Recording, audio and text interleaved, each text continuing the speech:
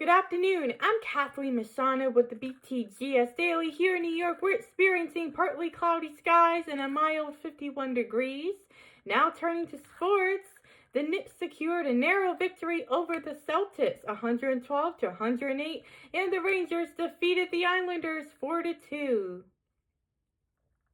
Looking ahead, this Friday, March 6th, is the National Day of Unplugging. This annual event encourages a 24-hour break from digital devices, promoting reduced stress and renewed connections with friends, family, and the world around you.